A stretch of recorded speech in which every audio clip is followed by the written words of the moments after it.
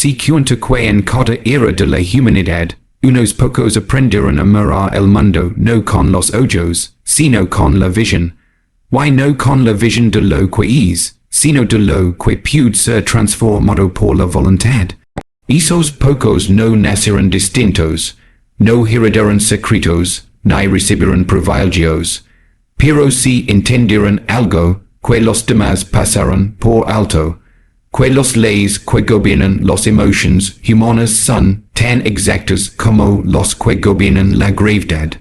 Why que quien los domina puede mover a los hombres, alterar los mercados, cambiar las ideas de toda una generación. Hoy, querido espectador, no estás ante una charla, estás ante un mapa que no te lleve al poder que tienen otros, sino al poder que ya existe dentro de ti. Un poder que quizá fue silenciado por la duda, por la costumbre o por la obediencia aprendida, pero que ahora puede ser despertado con brutal claridad, si estás dispuesto a mirar más allá de lo evidente. Porque el mundo no pertenece a los más buenos, ni a los más inteligentes. Pertenece a quienes saben cómo influir en la emoción humana sin que la emoción los domine ellos. Lo que estás a punto de escuchar no es teoría.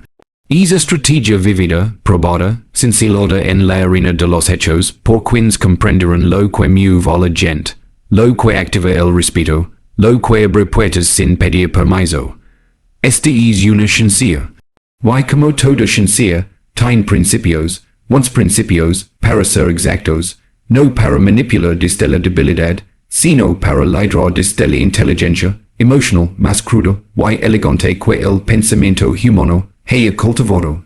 Preparat, porque nada de lo que aquí se diga pretende dejar igual.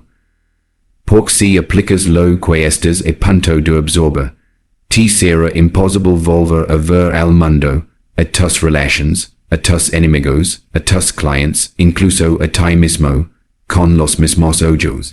Y esa transformación, cuando es auténtica, no tiene retorno. Las personas rara vez juzgan la verdad por sí mismas. La mayoría toma decisiones no basadas en hechos, sino en lo que sienten, en lo que ven, en lo que otros aparentan saber. Si logras diseñar el entorno que rodea una idea, una propuesta o incluso tu propia imagen, entonces puedes decidir de antemano cómo será percibida. En ese escenario, el entorno se convierte en tu medio cómplice, en tu instrumento silencioso de influencia. No se trata de manipular de forma burda ni de engañar con palabras, sino de una realidad alternativa tan bien ambientada que los demás le aceptan sin resistencia. En las oficinas de los grandes mentes que moldean industrias, no se colocaba una planta o una luz al azar. Todo era parte de una narrativa. Los muebles, la iluminación, el lenguaje corporal de los asistentes, la temperatura, incluso la música ambiental. Cuando una persona ingresaba, ya había sido inducida emoción, almente a experimentar algo específico. Controla el entorno es moldear el subconsciente del otro antes de que haya dicho una sola palabra. Los grandes líderes entendieron que si tú decides la atmósfera en la que ocurre la conversación, puedes preconfigurar el tono emocional de la interacción. Una sala minimalista puede inducir claridad y enfoque. Un entorno sobrio puede generar solemnidad. Un espacio con símbolos de éxito premios, tecnología de punta, frases inspiradoras puede provocar admiración e incluso sumisión. Si cada elemento del entorno sucede lo que tú quieres que el otro crea, entonces ni siquiera hará falta convencer. Ya estará convencido antes de abrir la boca. Y este principio no se limita a espacios físicos. También se extiende a la atmósfera digital, a cómo se presenta una idea en redes, a cómo se redacta un mensaje, a cómo se encuadra una historia. Si logras que el entorno emocional, visual o verbal que rodea una información sea el correcto, puedes vender una visión sin venderla directamente. El entorno se encarga del trabajo sucio. Las personas no recordarán detalles exactos, pero sí cómo se sentirán, y eso basta. El control del entorno también significa elegir cuidadosamente con quien hablas y cuando. No se presentan propuestas brillantes en momentos de caos. No se ofrecen visions de futuro en habitaciones frías. El timing también es en torno. Los sabios lo entienden. No buscan convencer a todos, sino diseñar las condiciones precisas don solo una respuesta paz, que posible. Es una estrategia de jardinería mental. Preparas el suelo, eliges el clima y plantas la idea adecuada. Cuando la percepción ha sido condicionada desde el principio, no hay resistencia racional, solo aceptación disfrazada de decisión propia. Las personas no siguen al más sabio, sino al más convencido. La duda hula la debilidad y la debilidad no seduce. Quien habla con absoluta certeza, incluso cuando camina sobre terreno incierto, transmite una sensación de control que los demás anhelan. En un mundo lleno de ambiguidades y mitos disfrazados de lógica, la certeza actúa como un imán para la voluntad ajena. No importa si la ruta aún está borrosa, si tú la describes como un destino inevitable, lograrás que otros caminen contigo sin pedir el mapa. Los grandes estrategas no esperaban tener todas las respuestas para hablar con seguridad. De hecho, muchas veces empezaban sin saber exactamente cómo lograrían lo que proponían. Pero eso no se notaba. En sus palabras había fuego, dirección, urgencia. Esa energía eclipsaba cualquier falta de datos. Por cuando alguien se expresa con convicción inquebrantable, su voz se convierte en una brújula emocional para quienes lo escuchan. El mensaje se graba no por su precisión, sino por la firmeza con la que fue pronunciado. Habla con certeza no es mentira. Es confiar en la dirección, aunque no ves los escalones. Es proyectar un futuro inevitable con tal fuerza emocional que los demás olvidan preguntar por las instrucciones técnicas. Las personas no buscan ideas que siempre tengan la razón, sino ideas que no titubean mientras descubren cómo tenerla. La voz segura corta la niebla de la incertidumbre. Es un acto de diseño narrativo. Haces que lo probable parece que predestinado. Y en es marco la fe de los demás es el resto del trabajo. Incluso los errores cometidos bajo una narrativa firme son interpretados con indulgencia. Si titubeas todo será cuestionado. Pero si hablas con certeza, incluso el follow más evidente será visto como parte de un plan más amplio, una estrategia mea que los demás aún no comprenden.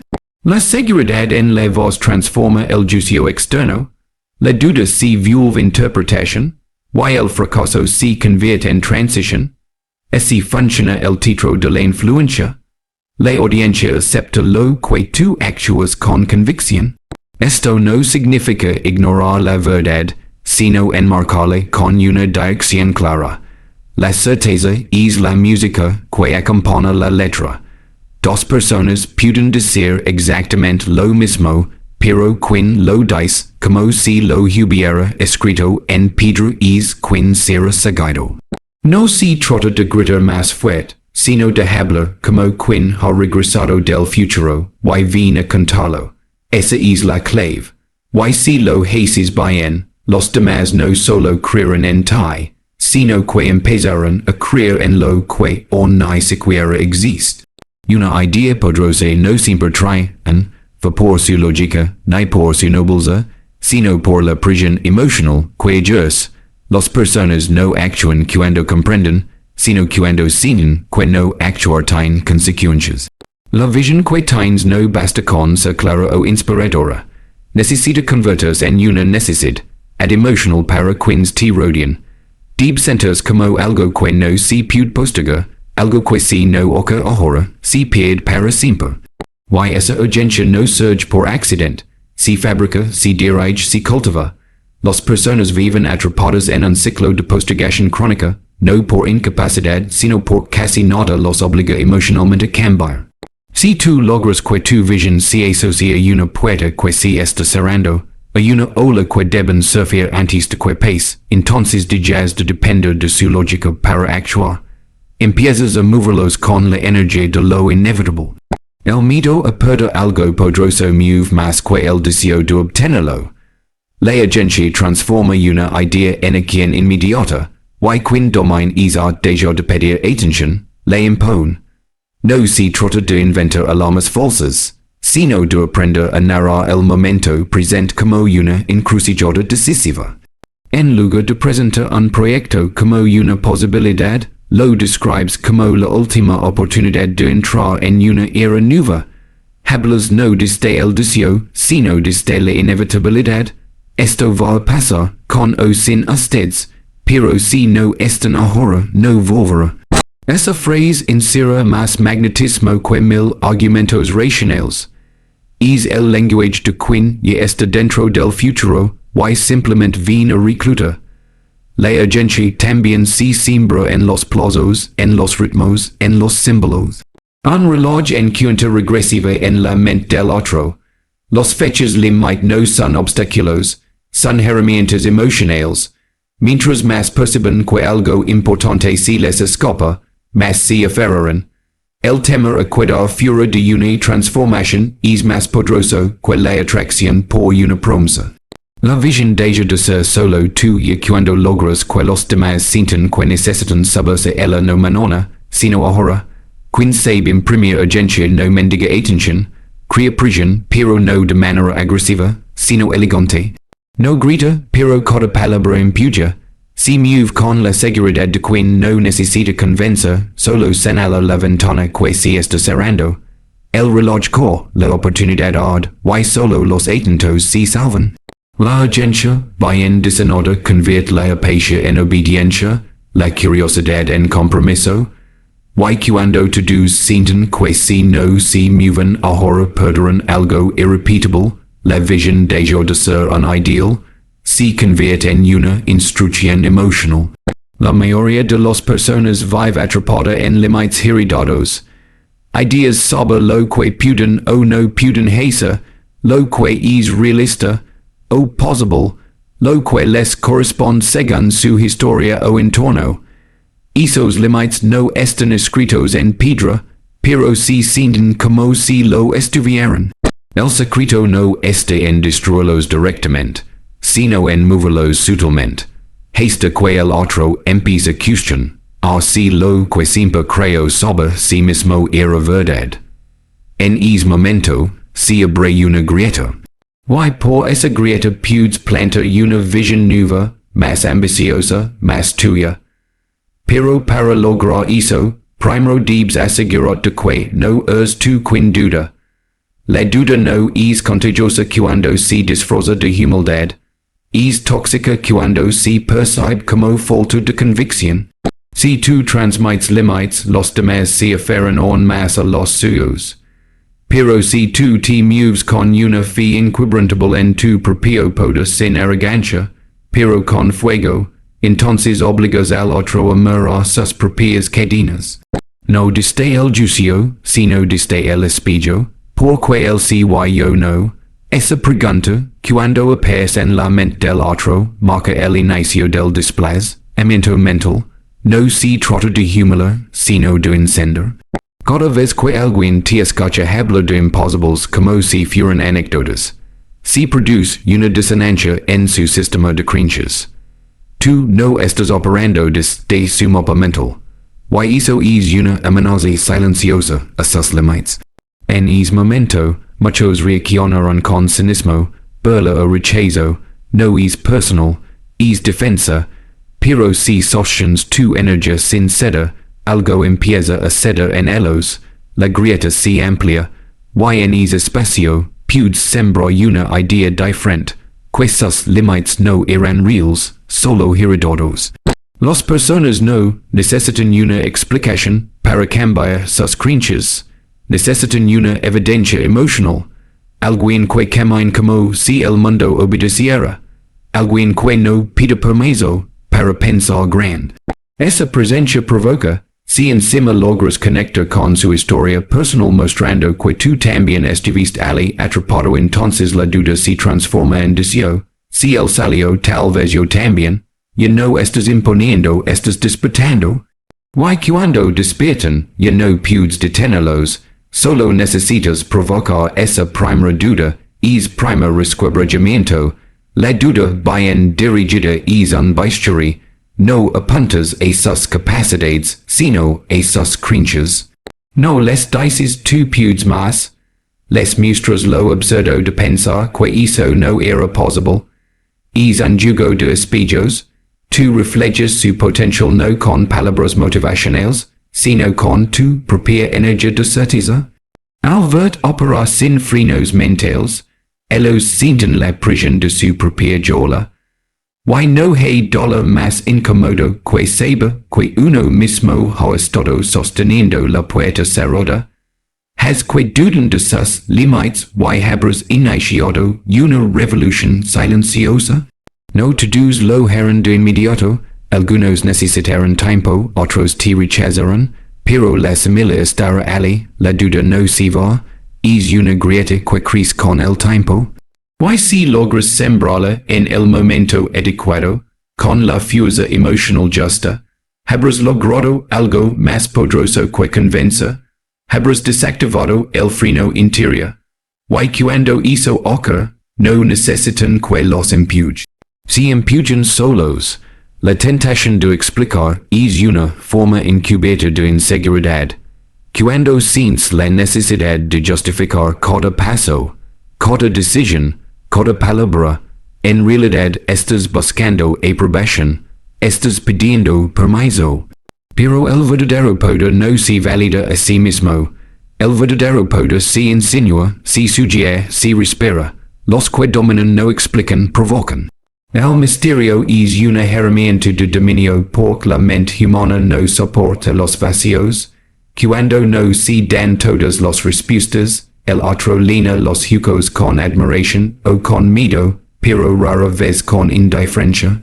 Explicar demasiado te iguala, te hace accesible, why lo accesible no impone, no intriga, no seduce. En cambio, lo que no se entiende del todo despierta de una fascinación silenciosa. Cuando hablas con ambiguidad medida, cuando dices frases incompletas, cuando sueltas ideas sin desarrollarlas del todo, obligas a los demás a trabajar mentalmente para entender. Why cuando una persona invierte energía en comprender, empieza a valorar más. Lo que se obtiene fácil no se respeta. Lo que exige interpretación se convierte en símbolo. Los grandes ideas, los que arrastran multitudes, entienden que no deben explicarlo todo. Hablan en códigos, en frases cargadas de doble intención, en metáforas que abren más preguntas que respuestas. Nunca muestran completamente su estrategia, nunca revelan todos sus motivos. Esa ambiguidad calculada eleva su figura, los convierte en algo más grande que una persona común. Porque en el fondo, el misterio es la arquitectura de los mitos. Toda figura poderosa, toda leyenda, crece en lo que no se dice, en lo que no se muestra. La explicación es horizontal, el misterio es vertical. Uno nivela, el otro eleva. Cuando explicas demasiado, reduces tu autoridad a lógica. While la lógica se cuestiona, se debate, se compara. Pero cuando dices cosas sin decir, creas un aura que no se discute, solo se percibe. Habla menos, decir menos, pero con intensidad quirúrgica. Es una forma de control mental. Cada silencio se convierte en una herramienta. Cada omisión en una estrategia. Y el otro, buscando entender, empieza a seguir. El misterio también protege. Lo que no se muestra no se ataca con precisión. Si los demás no entienden completamente tus intenciones, no saben dónde golpear. Si vuelven cortos, lo desconocido genera respeto porque no se puede medir. Incluso si no eres el más brillante de la sala, si manejas el misterio con elegancia, los demás asumirán que sabes algo que ellos no. Y esa suposición puede dar una ventaja táctica que ningún dato puede igualar. Habla poco, decía justo lo necesario, dejar frases colgando, mirar sin responder de inmediato. Son detalles mínimos pero juntos construyen una hora. Los grandes no se aprieran a explicar. No sin la necesidad de corregir cada malentendido. No dan de más, otros detalles sobre cómo piensan, cómo deciden, cómo actúan. Dejan que los hechos hablen pero aún más, dejan que el silencio juega su parte. Porque el silencio, bien administrado, es un amplificador de poder, y el misterio, bien usado, es una declaración silenciosa de dominio. El silencio no es vacío, el silencio es carga.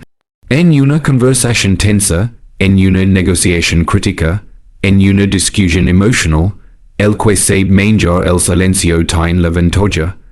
Porque mientras el otro siente el impulso de llenar ese espacio, de romper el momento con explications, justifications o promesas, tú te mantienes firme. Calado present, inmóvil, y es vacío que no líneas empieza a pesar sobre el otro como una prisión invisible. El silencio en manos hábiles es una forma de dominio sutil y casi imposible de rechazar. La mayoría de las personas no tolera el silencio, lo interpretan como rechazo, como juicio, como desaprobación. Ante la falta de respuesta, su ansiedad aumenta. Se sienten incómodos, inseguros, culpables. En ese estado, son fácilmente influenciables. Empiezan a hablar de más, a prometer lo que no tenían pensado ofrecer, a confesar lo que no querían admitir. El silencio los desarma porque es un espejo sin expresión. No saben qué piensas, no saben si estás de acuerdo o en contra. Y esa incertidumbre los consume. El poder del silencio reside en su ambigüedad. Puede ser respeto o desprecio, atención o indiferencia, cálculo o sorpresa. Y como el otro no sabe cómo interpretarlo, empieza a proyectar sus propios miedos en él. Esa proyección lo debilita. El que domina el silencio no necesita elevar la voz, ni discutir, ni impone, solo espera. Su sola presencia se convierte en una fuerza activa. Mientras el otro se agita, él observa. Y al observar sin hablar, transmite una confianza que no se puede fingir. En negociaciones, el silencio después de una propuesta es más poderoso que cualquier argumento. El que habla primero pierde, porque rompe el equilibrio, revela inseguridad, muestra necesidad. Pero quien se cala después de lanzar una idea, transmite que no está desesperado, que puede esperar, que tiene options. El silencio es un desafío implícito, muy tú porque yo no lo her. Y en ese espacio el otro empieza a ceder, no por lógica, sino por incomodidad emocional. También en confrontaciones personales, el silencio bien usado puede disminuir la resistencia emocional del otro. Cuando alguien intenta provocar y no obtiene respuesta, se desequilibra. Cuando te atacan y tú respondes con una mirada firme y muda, desactivas su impulso. No porque cedas, sino porque no entras en su yugo. El silencio se convierte en un campo de fuerza. El otro siente que su energía rebota, que no te penetra, que no logra afectarte. Y eso emocionalmente es devastador. El silencio también marca jerarquía. En una sola línea de voces, quien guarda silencio selectivo, y solo habla cuando es absolutamente necesario, genera una autoridad implícita. Sus palabras pesan más porque no son frecuentes. Cada vez que rompe el silencio, el entorno presta atención. No por great, sino porque ya se acostumbrado a que se habla, es por algo importante.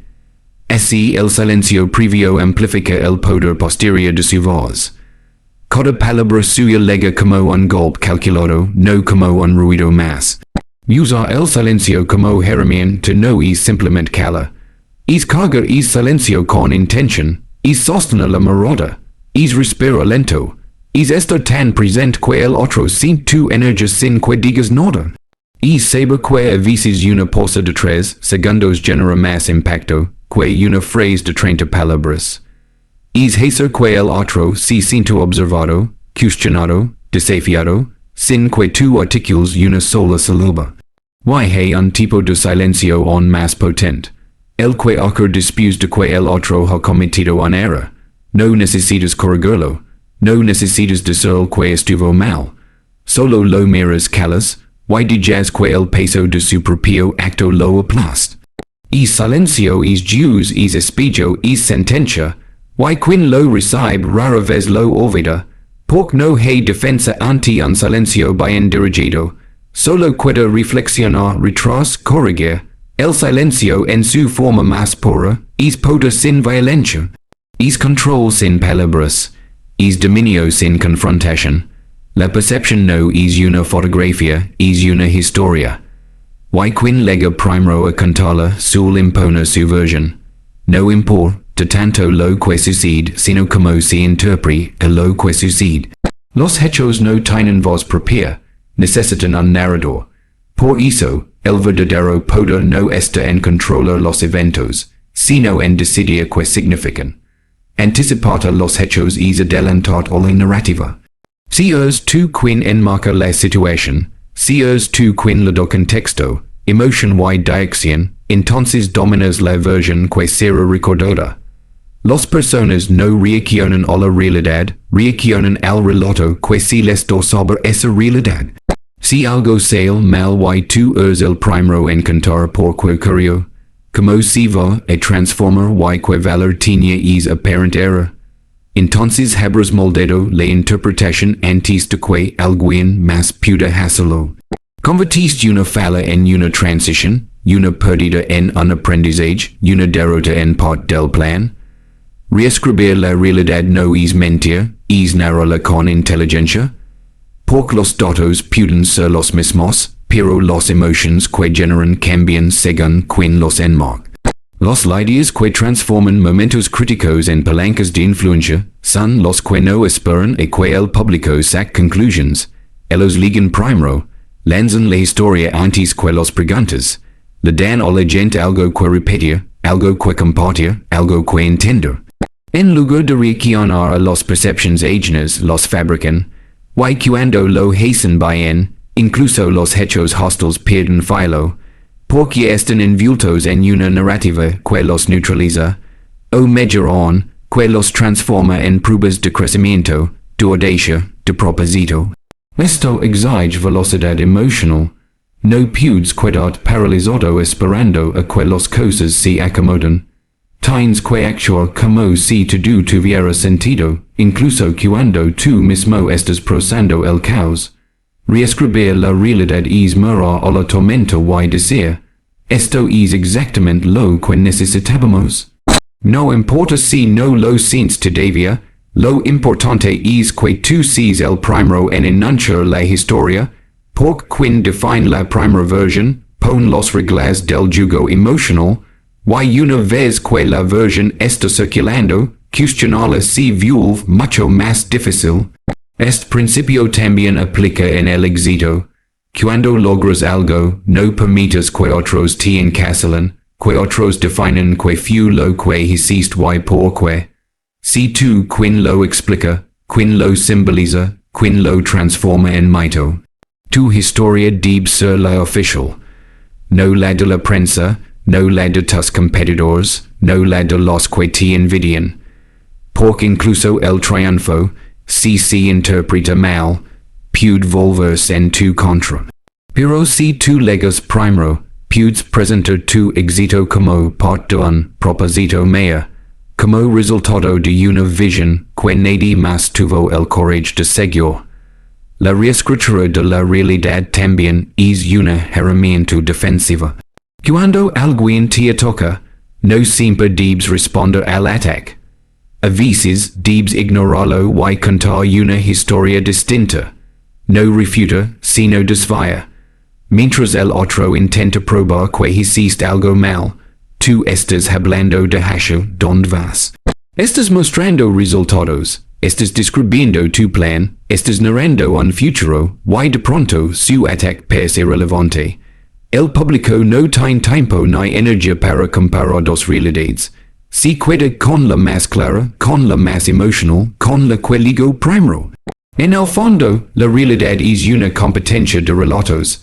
Gana quien conecta más rápido, no quien tiene más razón.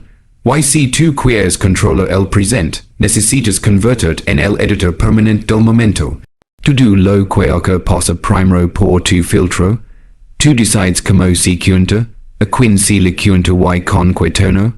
Esa es la diferencia entre ser víctima de las circunstancias o arquitecto de la percepción. Entre que te explican o que tú expliques, la admiración no es un sentimiento neutro, es un permiso silencioso. Cuando una persona te admira, se flexibiliza, se vuelve más tolerante, más comprensiva, más dispuesta a justificar tus fallos, tus rerzas, tus excesos. La admiración funciona como un lubricante emocional que suaviza el juicio. Y esa suavidad bien dirigida se convierte en un campo de ventaja estratégica. No tienes que seguir las mismas reglas si los demás sienten que es diferente. Y esa diferencia no se construye con argumentos, sino con presencia, con aura, con impacto emocional sostenido. La clave está en entender que los humanos no buscan imparcialidad, buscan significado. Si tú representas algo más grande que ellos, una visión, una cosa, un talento descomunal, una energía magnética, entonces estás exento de ciertas expectativas. Lo que en otros sería visto como arrogancia, en ti será leído como liderazgo. Lo que en otros sería imprudencia, en ti será interpretado como audacia. Y si te equivocas, muchos corren a explicarlo por ti. Lo hizo por prisión. No era el momento. Estaba experimentando. La admiración instala un escudo invisible frente al juicio. Pero esa admiración no surge porque tú la pidas. Se gana provocando emociones intensas. Las personas no te admiran porque seas bueno en algo, sino porque tu forma de hacer las cosas los saca de su rutina mental. Te admiran cuando los haces inseguros sobre sus propios límites. Cuando los confrontas con su mediocridad sin decir una palabra. Cuando los obligas a pensar. ¿Cómo es posible que este tipo haga esto, de esta manera, con esa intensidad? La admiración nace del asombro. Y el asombro se provoca siendo inusualmente fiel a tu diferencia. Una vez que esa admiración está instalada, puedes moverte con más libertad.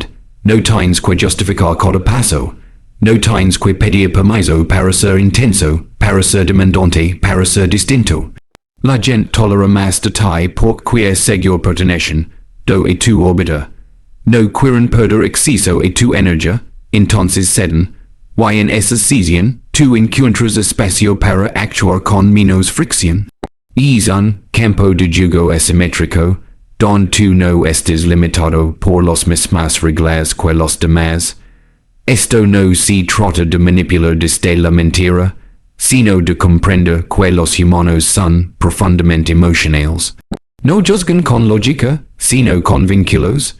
Cuando se sin emoción, almente conectados a tu figura, ajustan sus estándares. Es como cuando un genio excéntrico comete errores, y en lugar de condenarlo, se lo celebra. Porque su diferencia ha sido aceptada como parte del paquete.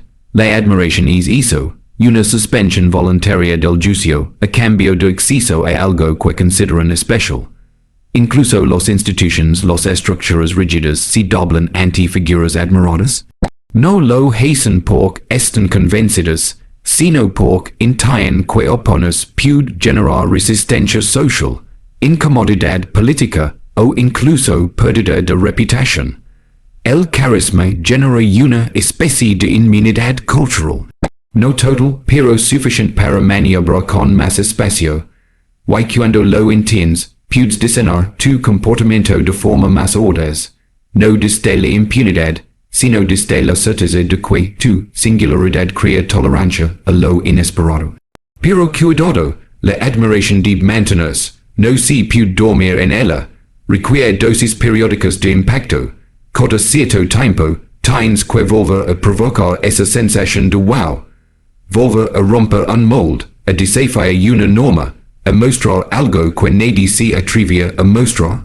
Es un ciclo, y si lo manges bien, es ciclo se convierte en tu escudo, uno que no se ve, pero que se siente, uno que te permite hacer lo que otros no pueden, decir lo que otros no se atreven, y mover por encima de la media sin ser arrastrado hacia ella.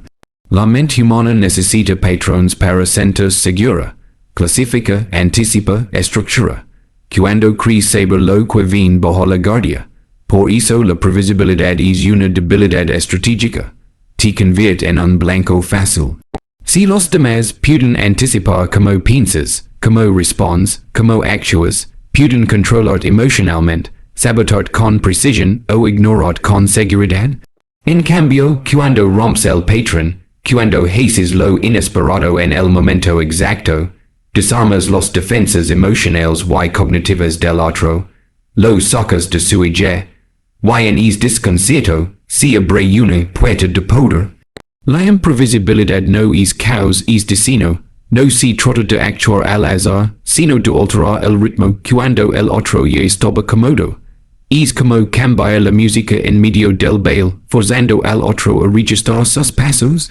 Es interrumpir la narrativa común con un gesto, una decisión, una frase que no encaja con la lógica esperada. Esa fractura en la linealidad obliga al otro a prestar atención. Lo saca del piloto automático. Y cuando alguien sale de su piloto automático, se vuelve vulnerable a nuevas influencias. Ser impredecible exige dominio interno. Porque el impulso natural es responder como siempre, defender cuando te atacan, justificar cuando te cuestionan, atacar cuando te desafían.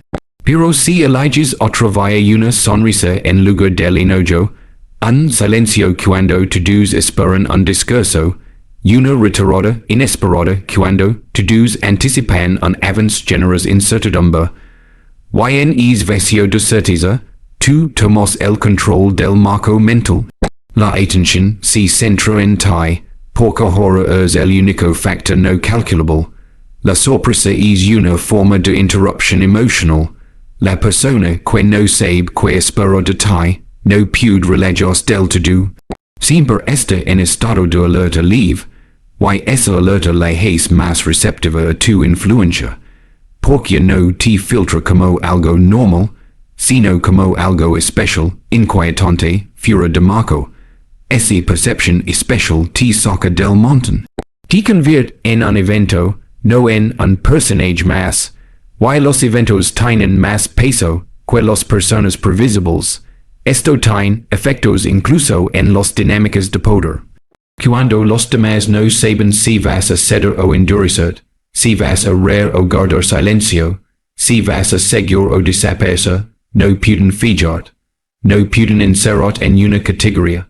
Y como no pueden catalogarte, no pueden domarte. Tu figura se vuelve elástica, difícil de atrapar, imposible de dominar del todo. La imprevisibilidad es una forma de evasión táctica. No te pueden atacar si no saben dónde estarás. No te pueden usar si no saben qué buscarán. No te pueden reemplazar si no entienden exactamente qué haces. En el mundo de las decisiones, ser impredecible también es útil para evitar manipulaciones. Cuando los demás no pueden anticipar cuál será tu reacción, no pueden prepararse para controlar. Si rompes tu propio patrón de respuesta de vez en cuando, los dejas sin herramientas. Pierden el mapa que estaban usando. Y en ese momento, debes avanzar con una propuesta, con una afirmación, con una dirección. Porque la sorpresa sin dirección es confusión, pero la sorpresa con dirección es liderazgo. Ser impredecible también preserva tu energía emocional. Cuando los demás no saben cómo ganarte, se cansan. Cuando no saben por dónde conquistarte, se frustran. Y es desgaste opera a tu favor. Tu te mantienes fresco, ellos se fatigan. Tu observas, ellos intentan. Tu esperas, ellos actúan. En esa asimetría, tu acumulas fuerza mientras ellos se consumen buscando la leve que nunca puedes encajar del todo. La incertidumbre se vuelve un campo de desgaste psicológico. incluso a nivel social, la imprevisibilidad genera magnetismo. Las personas se sienten atraídas por lo que no pueden descifrar completamente. El misterio no solo impone respeto, también genera deseo. Y en una sociedad saturada de rutinas, el que introduce un factor de sorpresa se convierte en una especie de anomalía atractiva. Todos quieren ver que harás después. Y en esa expectativa ganas influencia, porque no están reaccionando a lo que haces, sino a lo que podrían imaginar que harás. No se trata de inventar razas, se trata de guardar ciertas decisiones clave para ti. De reservar el derecho de cambiar el ritmo sin explicación. De no ser del todo previsible ni siquiera para los que están cerca. Porque la gente cercana también tiende a dar por sentado. Pero si alguna vez rompes tu propio guión, si haces algo que ni ellos esperaban, restableces tu posición como figura con iniciativa, como autor de tu propio ritmo, la imprevisibilidad bien usada no genera rechazo, sino atención. Y en este tiempo de saturación de estímulos, la atención es la moneda más valiosa, pero esa atención no se compra con ruido, sino con tensión creativa, con esa sensación de que algo está a punto de pasar, pero nadie sabe que. Esa es la energía del dominio elegante, el que no alza la voz, pero obliga a todos a escuchar, el que no se impone, pero no puede ser ignorado. El terreno más codiciado en cualquier interacción humana no es físico, ni siquiera intelectual, es emocional. Quien domina el espacio emocional de una conversación, de una relación o de una sala, tiene el control. Y es dominio no siempre se ejerce con fuerza explícita. Muchas veces el poder más difícil de vencer es el de quien no se altera. La calma, cuando es sólida y sostenida, se convierte en un tipo de amenaza invisible que desestabiliza al otro sin decir una palabra. Ceder emocionalmente es construir superioridad. Cada vez que alguien logra sacar de tu idea, cuando logra que reacciones con enojo, con ansiedad o con justificativos, ha ganado, porque te ha sacado del centro, y te ha llevado a su ritmo. En cambio, cuando eliges mantener tu compostura no como una máscara tensa, sino como una presencia anclada mandas un mensaje que pocos pueden ignorar, nada de lo que hagas me descontrola. Esa declaración implícita, sin palabras, convierte cada una de tus poses en una afirmación difusa. La mayoría de las personas no está acostumbrada a enfrentar la calma. Están entrenadas para moverse en un mundo de estímulos constantes, de urgencias emocionales, de respuestas rápidas. Por eso, cuando se encuentran frente a alguien que no se altera, que no se acelera, que no reacciona como se espera, sienten una incomodidad profunda. Porque no pueden jugar su juego. No pueden manipular desde la emoción si tú no entras en el circuito. Tú como los obliga a cambiar de estrategia, a cuestionarse, a adaptarse, y mientras ellos recalculan, tú permaneces inmutable. El dominio emocional no es represión, es dirección. No se trata de traer la rabia o fingir indiferencia, sino de transformar esas energías internas en una presencia firme y centrada, de convertir el impulso reactivo en observación consciente. El que se domina a sí mismo no lo hace para complacer, lo hace para controlar el marco. Porque en una sola línea de personas reactivas, el que respira lento y mira fijo es el que eleva el ritmo. Es el que decide cuando empieza y cuando termina el juego. Esta coma, cuando se sostiene, se convierte en una forma de autoridad que no se puede negociar. No hay argumento contra alguien que no reacciona. No hay manipulación posible contra alguien que no se altera. Y esa inmunidad se percibe como poder, porque revela que tú no estás a merced del entorno. Que tú no necesitas gritar para que te escuchen. Que tú no estás en lucha porque ya estás en control. La serenidad real no es pasividad, es conciencia. y la conciencia genera asimetria, incluso en situaciones de prisión extrema, el que conserva la calma gana tiempo. Tiempo para ver lo que otros no ven, tiempo para decidir mientras otros actúan por impulso, tiempo para intervenir con precisión mientras los demás se debaten en el caos, es tiempo ganado por la estabilidad emocional, es oro táctico, porque no solo te desventaja en la acción, sino que también erosiona al adversario, que se desespera al no verte afectado, el otro empieza a proyectar, que sabe el que yo no sé, porque no se altera, y esa duda lo debilita. La calma también redefine el conflicto. Cuando tú no entras en la energía del ataque, el conflicto se convierte en monólogo. El otro grita solo, el otro lucha solo. Y tú eliges cuando y cómo responder, si es que decides responder. Esa elección es poder puro, porque no estás atrapado en la necesidad de defenderte, no estás arrastrado por la dinámica emocional ajena, estás parado sobre tu propio terreno, el único desde el cual se puede construir una influencia real y sostenida. Mantener la calma no es estar frío, es estar presente, es saber que no necesitas demostrar tu poder si ya lo encarnas, es comprender que tu respiración, tu mirada, tu silencio, pueden desarmar más rápido que tus palabras. Es saber que la intensidad emocional, cuando se desborda, revela carencia, pero cuando se contiene, comunica poder, porque quien puede sentir intensamente sin perderse en la emoción, demuestra que ya ganó antes de empezar. Y ahora que la cortina mental ha caído, ahora que los once principios están puestos frente a ti como un espejo sin filtros, solo queda una pregunta, ¿te atreverás a usarlos? Porque esta no es una invitación a la observación pasiva. Esta es una provocación directa al alma. Te han enseñado a temer el poder porque lo confundirán con abuso. Pero ahora sabes que el verdadero poder no grita, no amenaza, no impone. El verdadero poder persuade sin violencia, desliza sin fricción y domina sin aspavientos. Muchos seguirán su camino sin aplicar nada. Ellos volverán a sus rutinas, a sus fracasos decorosos, a su yola con rayas invisibles.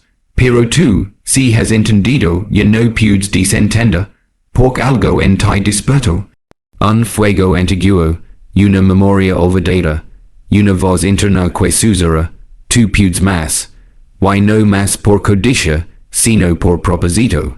Porque cuando tú cambias tu forma de influir, cambias tu destino. Y cuando cambias tu destino, cambias también el de los que te rodean. Lo que has escuchado no necesita ser creído, solo necesitas ser probado. Toma una de estas ideas y lévala al mundo real, observa, mide, percibe la diferencia, porque cuando el conocimiento se convierte en acción, nace la autoridad. Y la autoridad personal, la que no depende de títulos ni de aplausos, es la única que nadie puede arrebatar.